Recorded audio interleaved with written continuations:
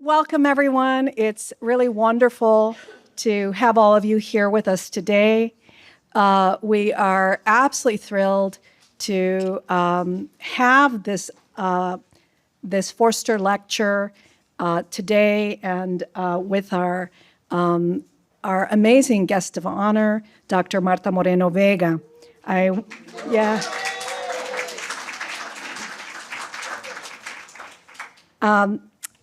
want to introduce Dr. Marta Moreno a little bit for those of you who may know some part of her incredible and historically significant trajectory. Let me just introduce myself as well. I'm Laura Perez.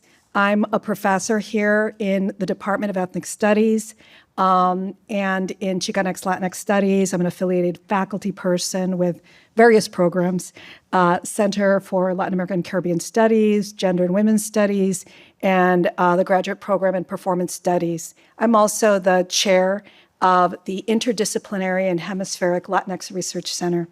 We are one of the co-sponsors of today's event, which is organized primarily, as some of you know, by the Graduate Division. It's an annual lecture. It's astounding to me that there's an annual lecture at UC Berkeley that focuses on the immortality of the soul. I mean, that was a visionary donation and condition. I think that was given to this university, and I'm grateful for it. So I welcomed all of you. I want to especially welcome our guest speaker today. It's a profound honor for me to have her here and to introduce her.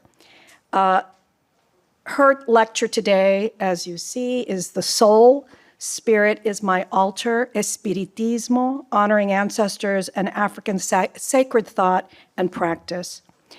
Dr. Moreno Vega is that rare, but perhaps increasingly visible figure who, as a highly initiated spiritual elder, returns to the pursuit of higher knowledge, its ancestral mission as a path to wisdom, a path which the ancient philosophers of Greece, like those of other parts of the globe, held as the highest goal of knowledge and the necessary labor of the learned, wisdom. Dr. Marta Moreno Vega earned a doctorate from Temple University in African Studies and a BA and an MA in education from New York University. Her early teaching among children and youth focused on arts in education, and her career as a university scholar included early work on multiculturalism and the study of Afro-diasporic spiritual practice and belief. Dr. Moreno Vega's spiritual achievements are signaled by her initiation as a santera, a Lukumi priestess. As such, she is the spiritual teacher of generations of Lukumi priests and priestesses and is a globally recognized African diasporic elder. Her global work of many decades has brought together spiritual leaders and scholars from Africa, Latin America, and the United States. She has tirelessly worked to illuminate the tercera raíz, the third, that is the African ancestral root of Latin America and the United States, alongside the European and the indigenous. Born in 1942 and raised in New York City, Marta Moreno Vega was part of the historic generation that came of age in the 1960s and which created groundbreaking new organizations and fields of study, and whose social, political, economic, intellectual, and cultural efforts were characterized by a commitment to social transformation and justice. She has written of the racialized and gendered inequities she witnessed and experienced in everyday life and throughout the educational system and in the art world as a young Afro-Puerto Rican child and woman. In her beautifully narrated memoir, The Altar of My Soul, The Living Traditions of Santeria, published in 2000, Dr. Moreno Vega told of her journey to spiritual initiation as a Lucumí or Santeria priestess, of learning that the spiritual tradition, demonized as a consequence of slavery and its colonial aftermath, was instead a profoundly healing, nature-centered philosophy rooted in the understanding of and respect for the natural world, for our human ancestors in their spiritual form, and in the belief that we belong to this larger community of life forms which we can access to intervene helpfully in leading more harmonious lives. The memoir enacted a pedagogical aim as well and used pataquis, teaching stories about the orishas, the powerful entities representing the ocean, sweetwater rivers, wind, fire, the crossroads, and numerous other natural forms, to show or teach the receptive reader life lessons by which to wisely navigate our human quandaries. Her second memoir, When the Spirits Dance Mambo, Growing Up, New Yorican en el Barrio, was published in 2004 and was recently reprinted in 2018. Alongside her global work as an Afro-diasporic spiritual teacher and leader, Dr. Marta Moreno Vega has also advanced research into Afro-diasporic spiritualities. Among her articles on the topic are the Yoruba Oricha tradition comes to New York City, Espiritismo in the Puerto Rican community, a new world recreation with elements of Congo ancestor worship, and interlocking African diaspora cultures in the work of Fernando Ortiz. Her leadership promoting the value of multiculturalism in education is reflected in the volume Voices from the Battlefront, Achieving Cultural Equity, a volume that she co-edited with Cheryl Green in 1993. Dr. Moreno Vega also co-edited the volume Women Warrior of the Afro-Latina Diaspora, which was published in 2012 with Marinieves Alba and Yvette Modestin. Today's Forster Lecturer is also a historically significant figure through her foundational work as an institution builder. In 1971, she served as the second director of the important U.S. Latinx and Latin American Arts Museum, the now flourishing Museo del Barrio in New York City. In 1974, she curated there the exhibition Aspectos de la Esclavitud en Puerto Rico, Aspects of Slavery in Puerto Rico.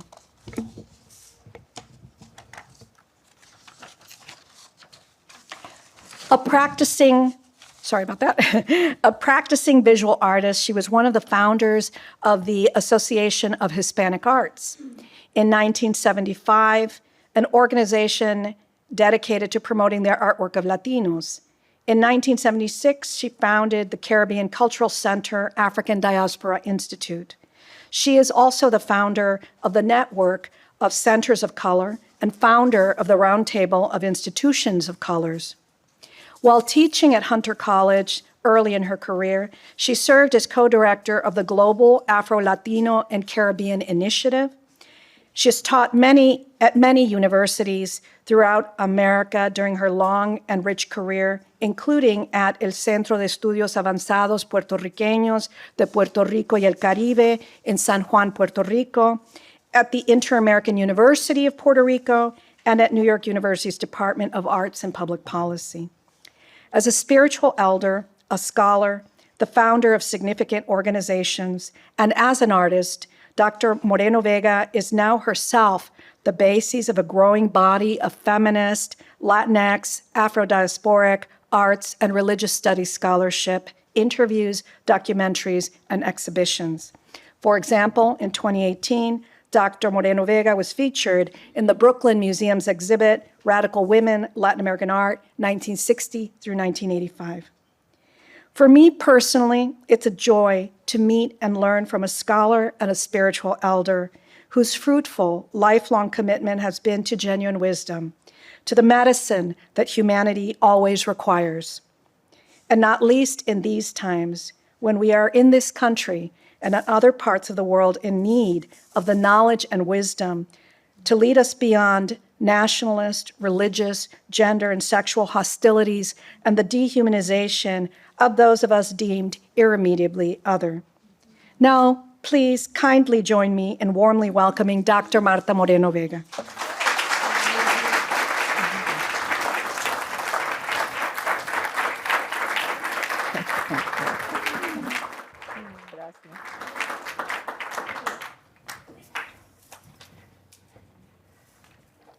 Hola. Gracias. How do we start? Let's make believe we're in a living room. All right? We're at home, in the living room. We have a glass of wine, some cheese, cracker. Right? Because I don't want to do a lecture that's boring. And Laura already spoke all about me, so I don't have to speak about me. The importance of the traditions, and I don't call it a religion. I call it a traditions that we have carried. And we have carried because there were people before us who fought to carry these traditions. So let's be very clear. These are historic traditions that left Africa, if we're looking at the Afro baseline of some of our traditions, and native peoples who were here, right, throughout the world, and had their traditions. And we have incorporated all those traditions in the process of becoming us. So with that framework, I want us to understand that each of us is a carrier of spirit, is a channel of spirit, if you will, right? And if we're talking about the soul, you know, and I've seen some of the other presentations and people who have talked about the soul, all you have to do is hold your breath for a minute.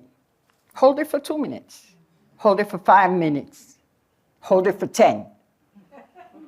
When you stop breathing and you can't breathe anymore, your soul has left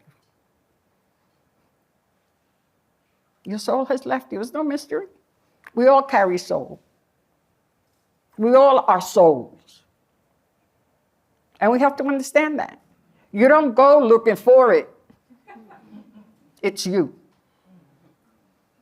And it's the manifestation of all that you bring with you. So we'll get there.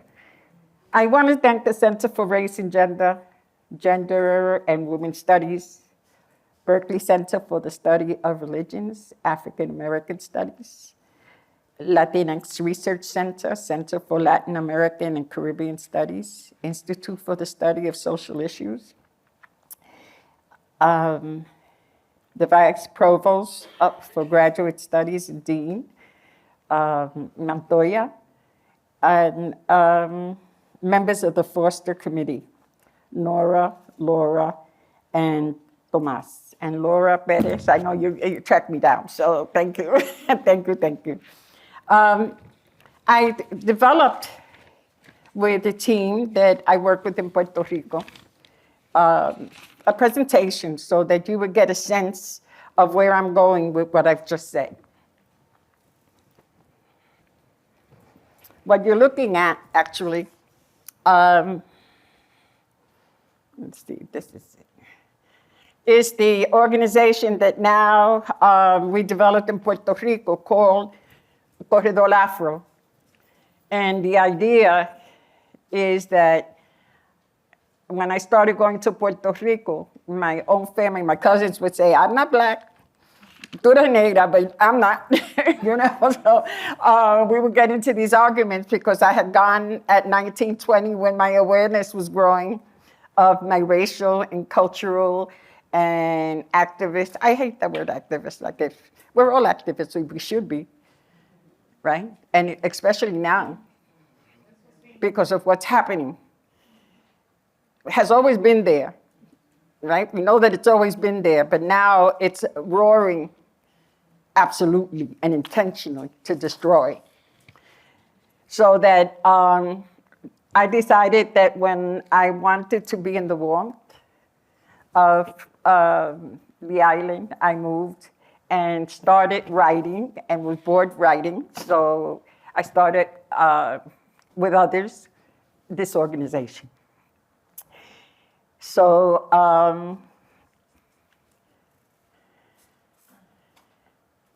Emi, coming from the Yoruba language, is breath, is how we started, right? That all of us, in order to be present, actually present, have to understand that we have to breathe, that breath is sacred, that your breath is sacred. And therefore, your word is sacred because it emerges from you.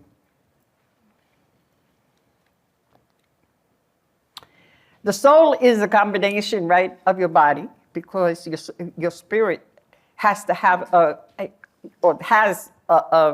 actual framework, and that ara is sitting right here.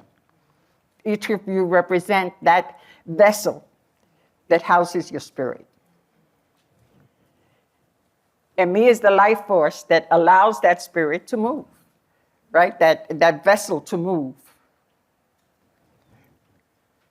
Ori is your head and your thinking. So that all of these elements make you you. Thought is essential to being you. That person who doesn't think, who doesn't analyze critically, who doesn't think to ask questions, right, is a vessel without direction. So the three of them have to work together so that the ara, the emi, and the ori are that combination that makes you you. And that you honor daily. Because any of those elements missing incompletes you.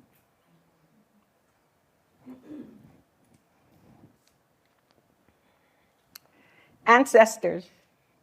Most of our traditions in West Central Africa and throughout Africa, at least the areas I've studied, honor the ancestors. And who are the ancestors? Those people who have left us. And they can be members of our families, or they can be spirits that have decided to use you as their communication channel. So they may have been relatives in life, or they may not have been relatives in life. And how do you know? Well, it depends on how deeply you get involved in understanding the spirit world. What we know is that the breath doesn't die. It reincarnates, if that's the word you want to use. It comes back. It doesn't die. Your physical body dies. But your spirit continues. And I'm sure you've been in places where you've seen people that you say, I know that person. I know that person. Or somebody will come up to you and say, you are so-and-so. Because that is the spirit reincarnating in somebody or in their child, right? And African cultures have a word for it, right? Babatundi, the spirit of father that returned, right? Iyatundi. So that spirits, right, manifest in ways in your mind, in the way you think, in the way that you move. Some people call it a gut reaction. What is a gut reaction? Indigestion? Right? How many times have you walked into a room and you know you shouldn't be there? How many of you? Only the less than half? You're lying. You know you've been in places that you know you feel you shouldn't be there. The energy, nobody has said anything to you, but the energy is one that is not welcoming. Or you've been in places where you feel like you're at home. That you just go in and participate and feel that you are welcomed without speaking to anyone necessarily. That is the energy of spirit. Sometimes, how many of you have turned around thinking somebody's behind you? And nobody's there. That's exactly, but that's the spirit or a spirit that's there, right? So what I'm trying to get to is that what many people have termed gut reaction or, sensory manifestations, or that you have crazy. The reality is that spirits wander. Spirits are around us. That energy is around us. Laura and I walked into this room and we said, like, it's all right. Because I was wondering, oh, I forgot Florida water, right? Because generally I spray Florida water when I'm going to speak. And I didn't carry any because when they open your luggage and all of this stuff, I was not about going through drama. So anyway, we said, well, we're okay. And we developed a table, right, with water. And it represents that table that many of our communities in the Caribbean use. That's called la mesa blanca. Y la mesa blanca is basically 7 glasses of water or 9 glasses of water. Now, in explaining these traditions, you sort of have to sort of understand that they're interwoven with centuries of experiences and knowledge and growth and transformation and editing, right? Depending on where our people were taken. What my research has shown is that I can go to Brazil and people worship spirit. I can go to Trinidad, people worship spirit. The South, people understand spirit. Mexico, people understand spirit, so that people understand that whatever they call it, if they call it espiritismo, whatever they call it, it exists. And people have the ability to call on them, honor them, make an altar, as this one sort of the work of Baco. I have one in my home. Generally, you have one in your home if you believe in spirit. Water being an element that is critical, right? Because sometimes you put a glass of water and it just stays flat. Sometimes you put a glass of water and it bubbles. And the question is, why does it bubble? If you're in these traditions, you believe that indicates the presence of spirit. If it stays flat, you generally wait a while, change the water, and refresh it. But this is generally the altar that is set in our homes to honor spirit. Why 7? Why 9? In the journey our people have taken, many of the traditions that were separate have been merged. Right? And they've been merged intelligently and intentionally.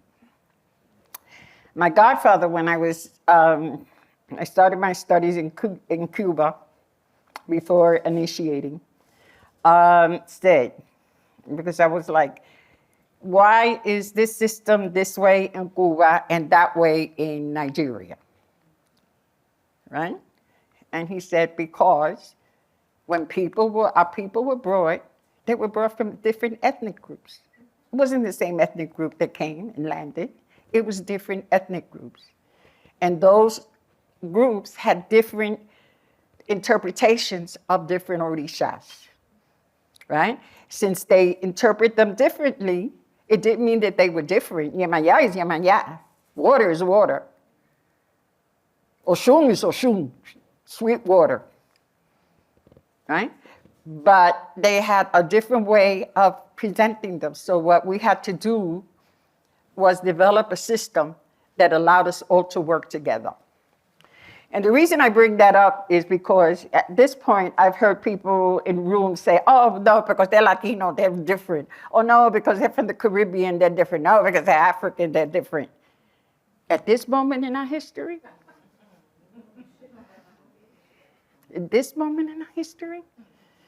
if you want to know how a tradition works and it will save us, is intentionally bridging us together. Understood? Yes. Because that's what happened. That's why we have these traditions today. And the racism and the discriminatory practices that we have internalized because of colonization and misinformation and stupidity, right, keeps us separated when we're a numerical majority. And let's be clear. There are more blacks in Latin America and the Caribbean than there are in the United States. So when I hear an African American say, oh, but those are our traditions, what are they? They're all of our traditions, practiced in different ways because we were taken to different places and had to survive in those places. But the power of those traditions that we practice manifest in all of our communities. So that says something about intentionality. And most important to me, it says something about that it works. Because if a car is as cute as wannabe, and you turn the key, or you press the button and it doesn't work, and the junky car, you press the button and it works, you use it. Right? So that if these traditions survive, it's because they work. So we'll get into that a little later. So this is the bóveda, and we sort of step one up. And it's a very simple process, because water, we're water. And if you're sacred, and you're made of water, you know the water is sacred because it gives you life. So how is it not water that is part of the honoring of our traditions? The number is 7 is Yemaya, as I started to say.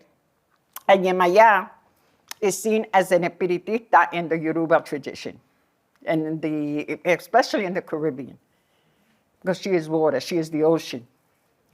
And if you take the steps back, if you look at the Odun that Ifa tells us, and the Odun are the sort of the poems of knowledge that the Babalaos practice and tell us and guide us.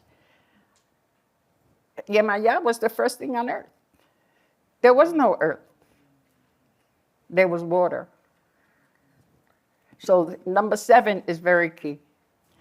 If you have an altar with 9, that's the Orisha Oya, which is the storm, which is the wind that comes before the storm, the whirlwind that cleanses all possibilities in all locations before thunder and lightning come in.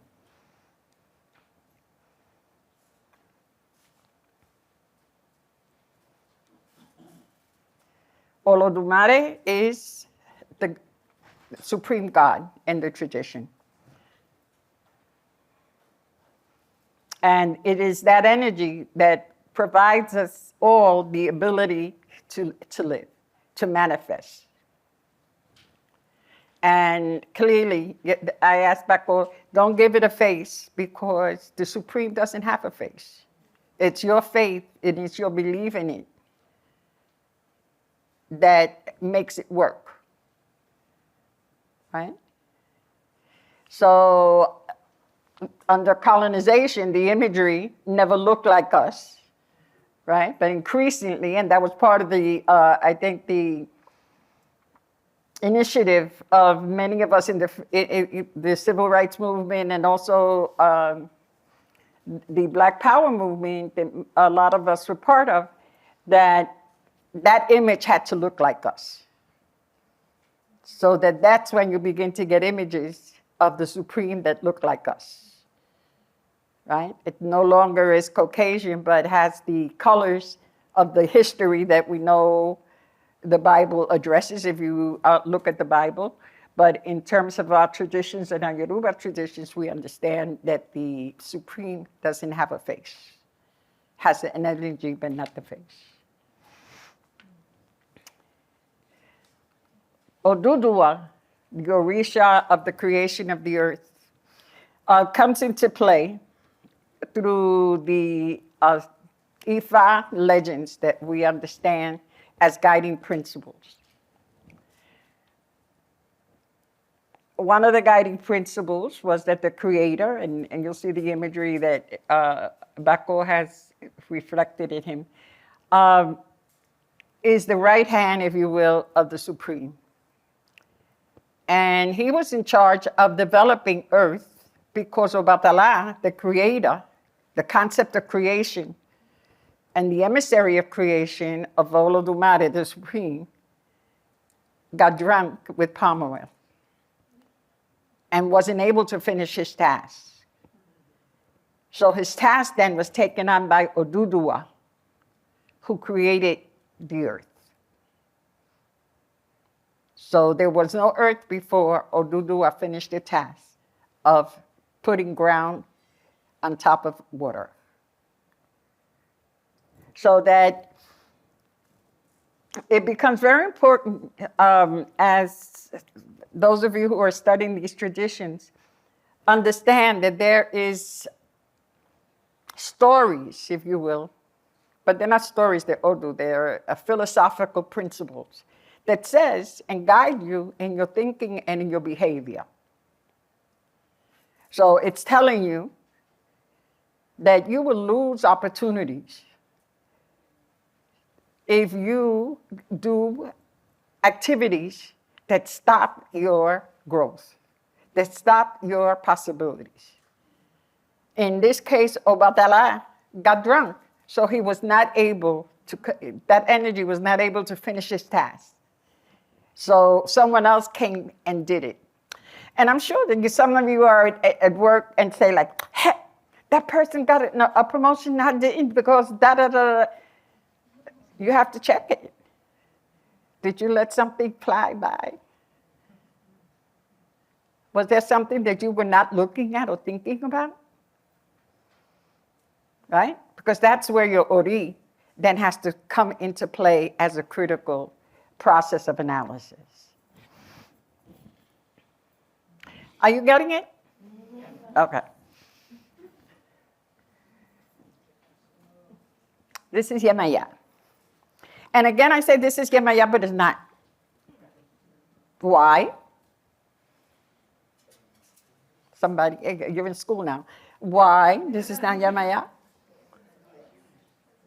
Huh? Because she's in the body.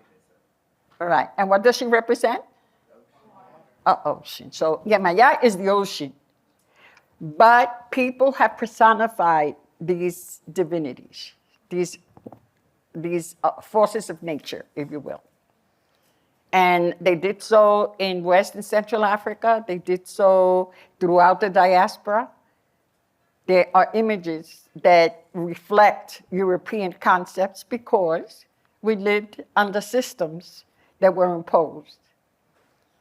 So that in this image, generally, if you go to a Catholic church, Yemaya is in a white and blue gown, kind of, with a Caucasian face. So Bako made her us, right? So I thought he did a pretty nice job. But none of these traditions have a face. They are concepts, they are energies. And if you understand it as that, the imagery is a way of hiding, right? In colonial times, these concepts. So that when you see homes with a lot of saints, generally, they're a cover or the mask for the energy or the principle that is being worshipped.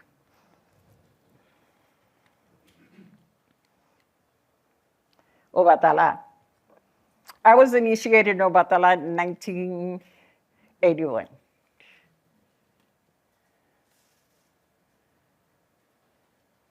And I thought I was so fly. I was like, that energy is, it's not as fly as I want it to be, right? And my godfather said, well, that's what the divination says, that you're Obatala.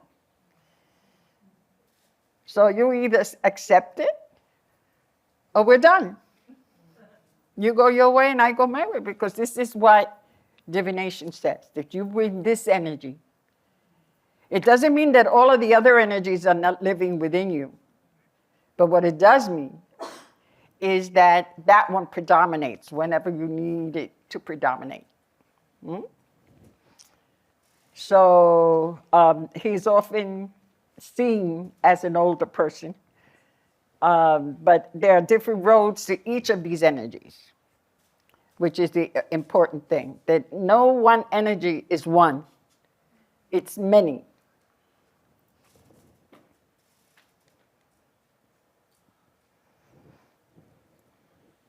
Probably you know this energy in different ways in the diaspora.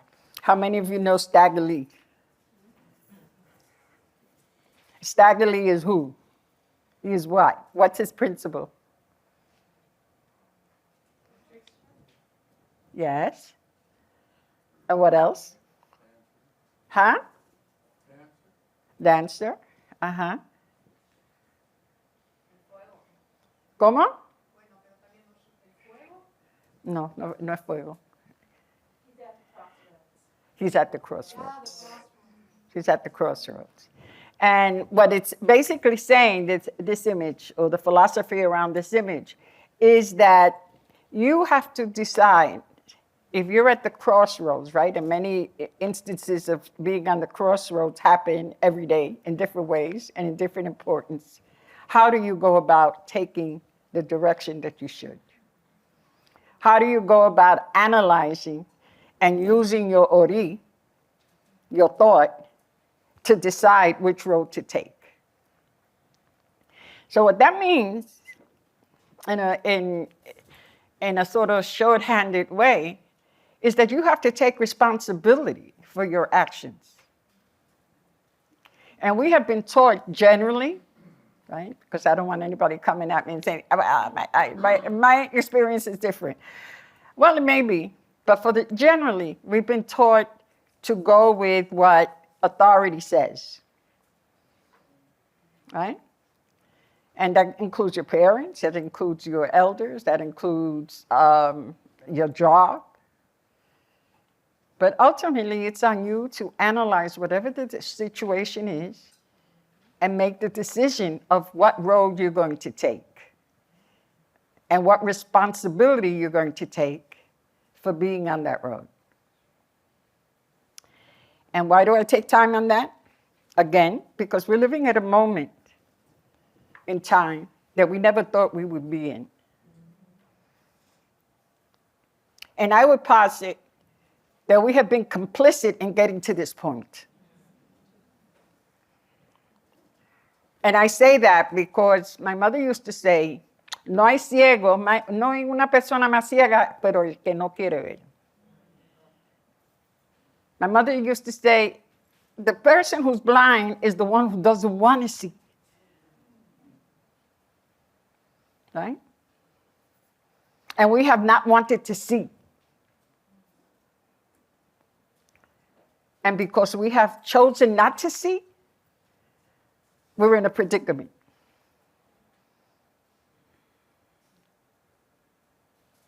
So that El Igual is telling you, it's your responsibility to see. If you don't take the responsibility, the consequences that you get are yours. So you can't be crying to me or to anybody because you didn't take responsibility for what was your road. Right? So El Igual becomes a very important figure. And in all of our cultures and in all of the manifestations I've studied in Brazil, in Cuba, in Puerto Rico, in Trinidad, Haiti, that figure exists and is central. Because it opens and closes possibilities. It presents possibilities and it closes them. And if you are not astute and you're not looking at those possibilities, then that's on you.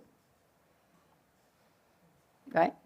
Because in this tradition, and in both traditions of Espiritismo, Spiritism, and the traditions of Lukumi and the Congo traditions, it's put to you. The issue is put to you.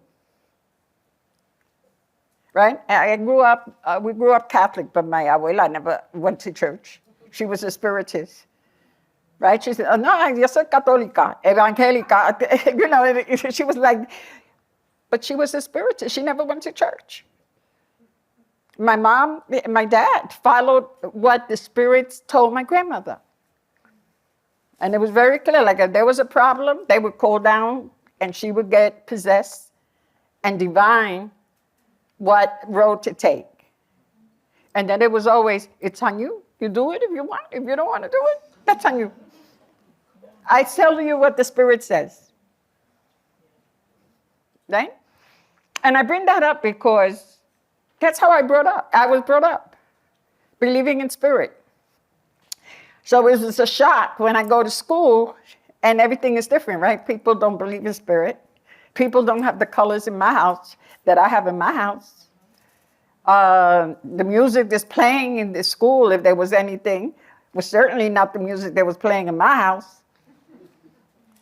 So that the process of being part of the tradition is what takes me to whatever you want to call art is, and what I understand as living a life of intention with your legacy and your culture, or living a life that is framed around the colonial oppressive system.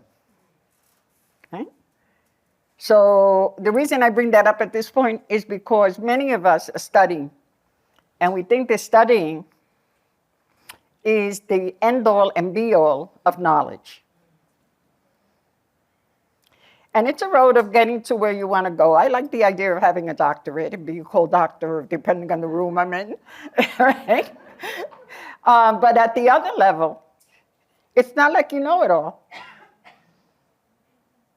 You bring knowledge from the experiences of your mom, your grandma, the traditions and the practices and the foods and the music and the colors that they retain in the home.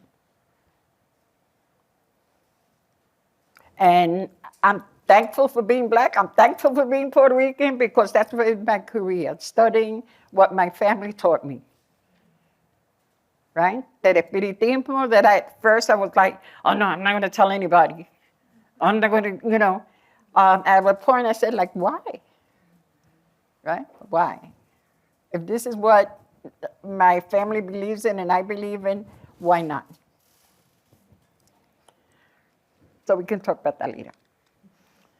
Oshun. Everybody wants that energy to manifest, right? It's the energy of love. It's the energy of community. It's the energy of sweetness, the sweet lake. It's that energy that bridges community together, bridges family, right? It's that energy that oftentimes is seen as sweetness without understanding that that energy also says that if you don't do what is necessary to do at that moment, things can freeze. And I'm sure you've been through moments that everything is flowing. Everything is flowing very well. And then all of a sudden, everything goes backwards, stops. There's a pataki, and a pataki is generally identified through divination. The master priest who divines, it could be a woman as well, tells a story. One of the patakis tells a story that Oshun asked a group of male orishas to let her be part of the discussion on the survival of a town that needed attention. They did not allow her to be part of the discussion on saving a town. So what she did was close water in the town and close water access to the male orishas. When they go to the Supreme and say, but everything, the water is stopped. How do we proceed with what we want to do? And the Supreme asked, did you ask Oshun? Did you ask the woman that came to talk to you about letting her be part of the discussion? And they said, no. And they said, why? I said, because she's a woman. No reason. She's a woman. So the Supreme said, well, if she's a woman and she came with ideas, it's your fault for not having listened. So you all have to decide what road to take. So they left and they decided that they could solve the problem. They were not able. Things dried up, plants died. They had to go back to the Supreme and say, we can't solve it. So then the Supreme said, well, then you go to Oshun. And you talk to her. And they did. And when they worked out an arrangement, is the water started flowing and things started growing. So what it basically says, that ideas that come from whoever they come, if you're really looking to solve the problem, you can't be saying, I didn't like the color of her hair, I didn't like the outfit she was wearing, I didn't like her attitude.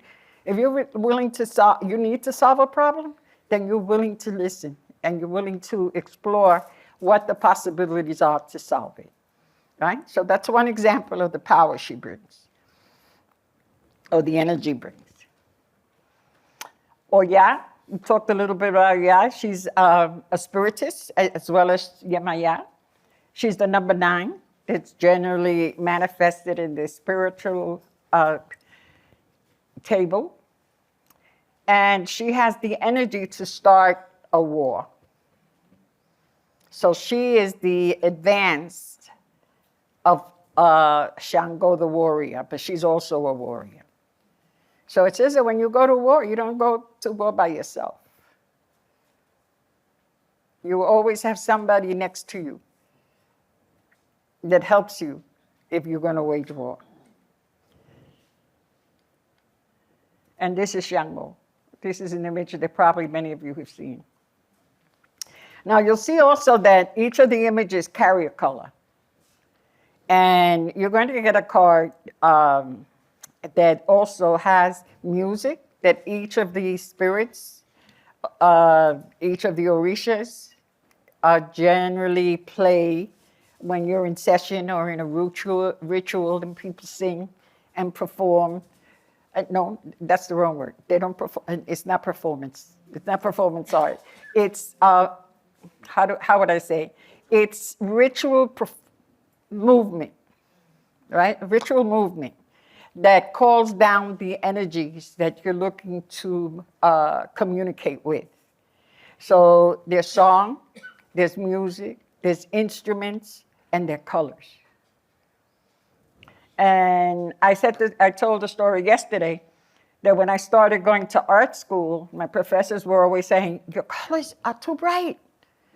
Why are your colors so bright? And they clash, right? So I'm coming from East Harlem, El Barrio, and I'm like, these are the colors in my house. You said, do a still life. These are the colors in my house. And he's like, no, it's too busy, right? So when I was growing up, I didn't understand that the walls were blue because my mother worshipped Yemaya or understood Yemaya, and another wall could be orange or yellow in representation of these divinities and these spirits. But the colors were all around. And I'm sure that all of us had the same apartment, the overstuffed sofa with plastic. Right? Then the curtains with a lot of flowers, plastic. Right? And I was like, well, this is my house. I'm painting my house. And he's like, no, that's too many colors. So I go ahead and make my paintings gray, right? Like I said, okay, so let me do like everybody else. They have gray paintings, so I'll do gray and beige and so on and so forth. I brought one of the paintings to my house, right? And I showed it to my mom. Mira, look at my new work. My mother says, you take that out of my house right away. Take it out porque ese es el muerto. That's the dead.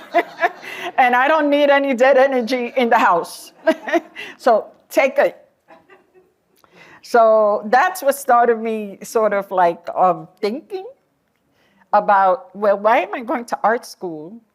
Because everything I do is not accepted.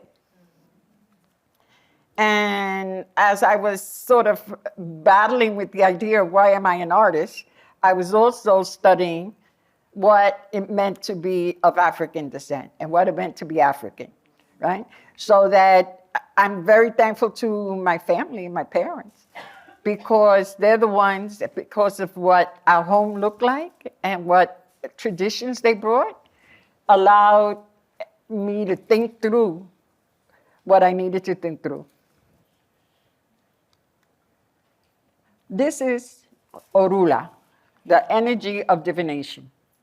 You can achieve divination through a spirit possession, and that spirit articulating what it is they're seeing, or through the Ifa board, or through the divining chain. But what we do know is the 256 symbols in the Yoruba tradition have survived. You can go to Cuba. I'm sure that here in Berkeley or around Berkeley, there must be a Babalaud who knows how to divine with the ancient symbols. In Brazil, the women are diviners.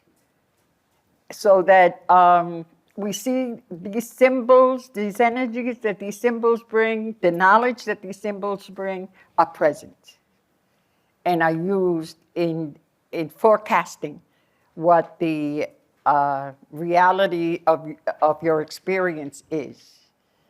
Not only the present, but the future as well.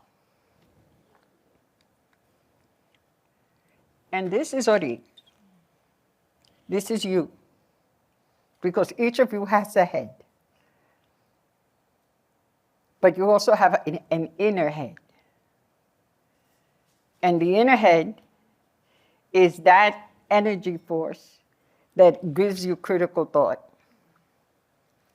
So that you may have a head to decorate, right?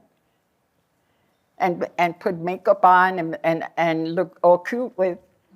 But it is your Ori, your inner head, that insists on your thinking, that insists on thought, that insists on your looking at what decisions you're making and analyze them and come to a decision.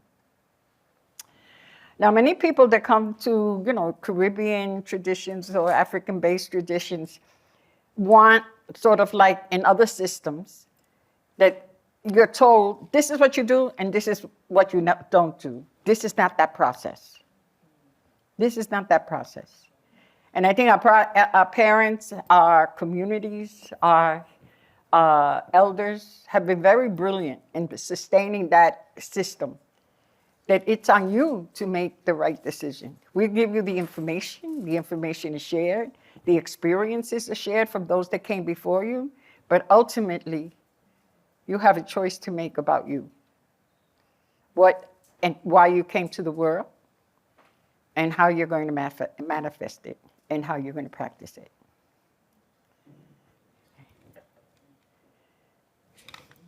Thank you.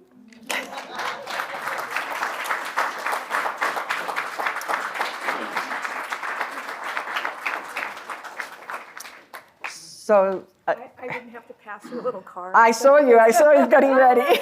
Well, that's perfect. So What? now we have time to have Q&A. Thank you. First of all, thank you to Dr. Moreno Vega.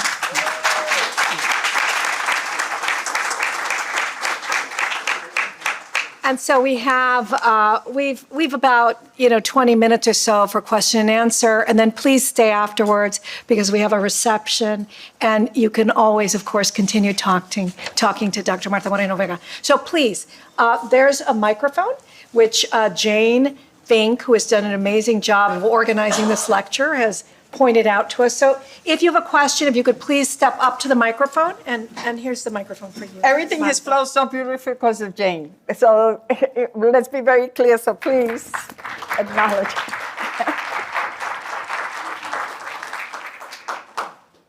Yes. Good afternoon. Hi, good afternoon. Your name Thank you is? so much for Thank you. this presentation. My name is Gannett.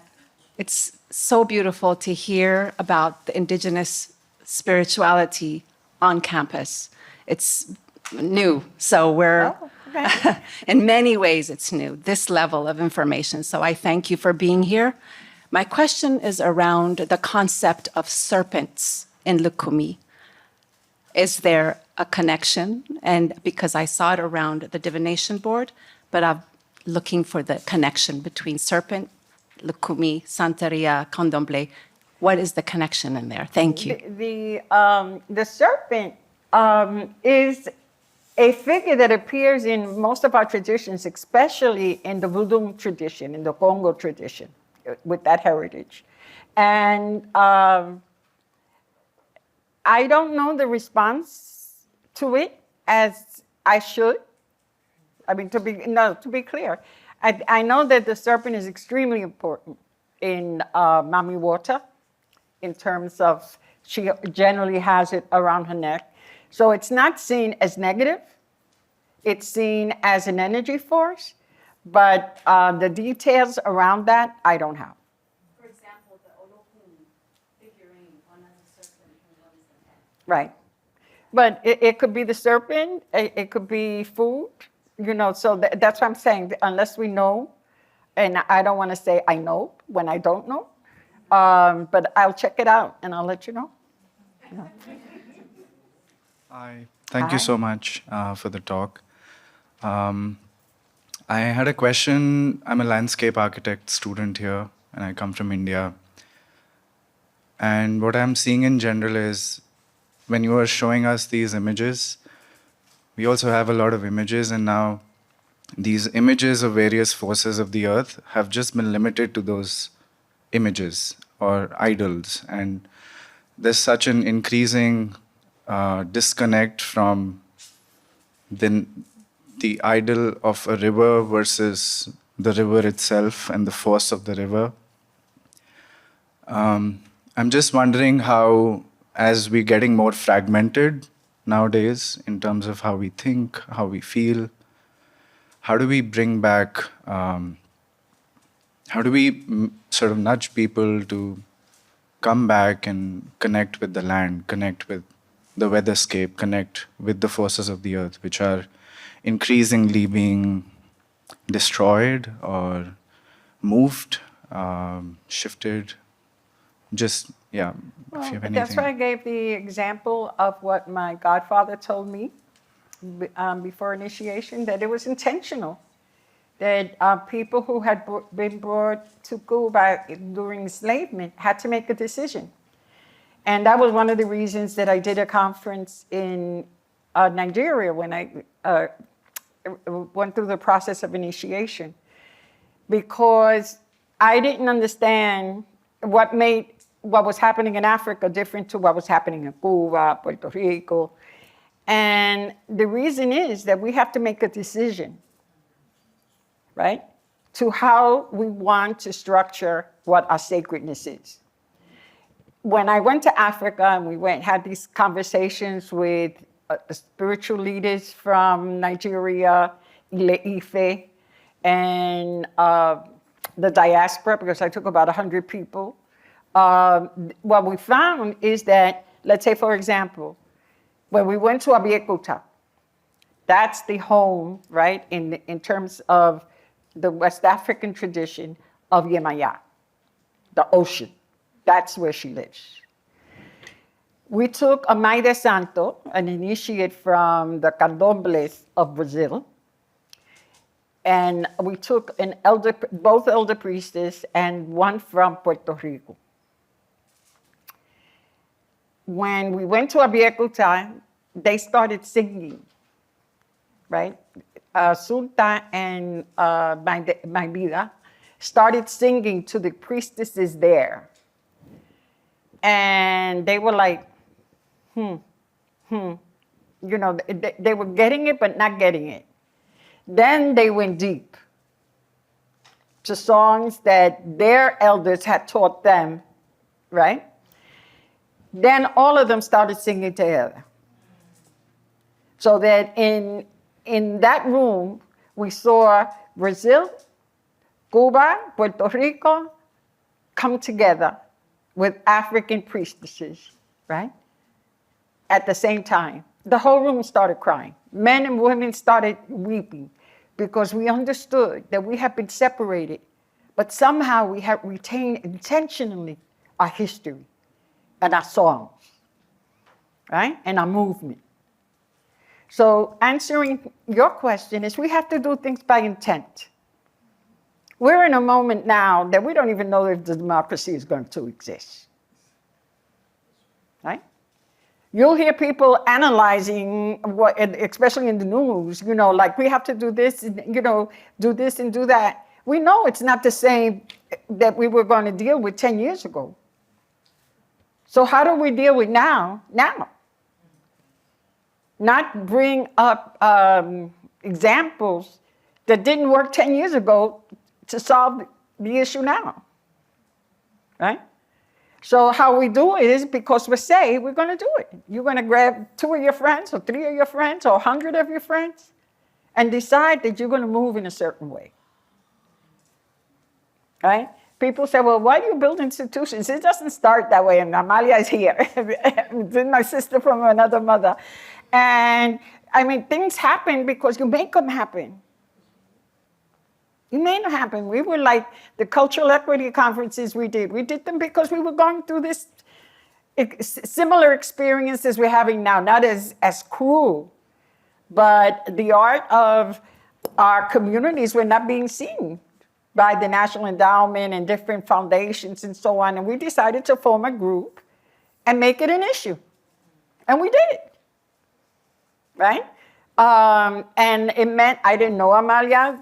We were in England. Remember, we were taken to England. We didn't even know each other. And everybody was, you need to meet Amalia. And everybody was telling her, you need to meet Malta. We met in England in a cultural diversity conference. And we were the only people of color in the room. It was a cultural, and we were like, what the heck? What are we here, like puppets? Right? So we both reacted in the same way. She from one end of the table, me from another end of the table. We were like, this is not happening. Where are the people from Brixton? Where are the people from different areas? They got to be in the room,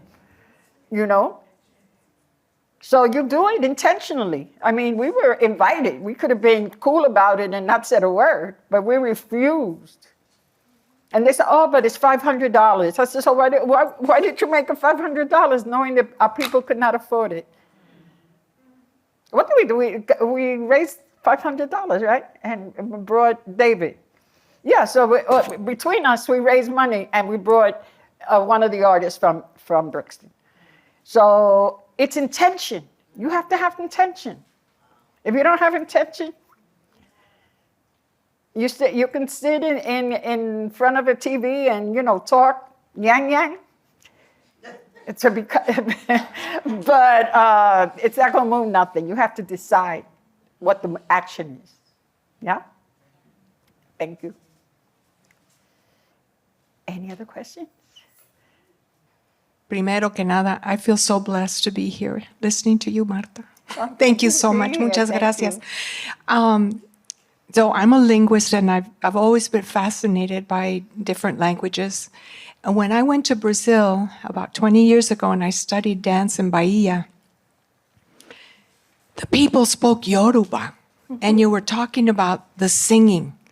And when I was dancing, taking dance classes, todo el mundo estaba cantando en Yoruba. And it was so beautiful. I didn't know what they were saying, but I got the message, I think. My question is, in Puerto Rico, where you live now, is there like an intentional revival to promote the Yoruba language in more places, in the home? Or can you speak to that? A little bit. Yeah. Puerto Rico is a colony. Let's call it what it is. Yeah, we know. Because people say it's a territory officially, right? That's the name of it. No, Puerto Rico is a colony. People in Puerto Rico cannot vote for the president. All right? So we're non-citizens or second-class citizens, however you want to put it.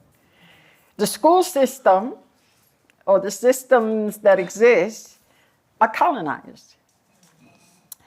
I took the first group of Yoruba priests to Puerto Rico in 19 '82, after the conference in Nigeria, because 2 people from Puerto Rico who were initiated went with us to the conference and asked that we bring the priests from Nigeria to Puerto Rico.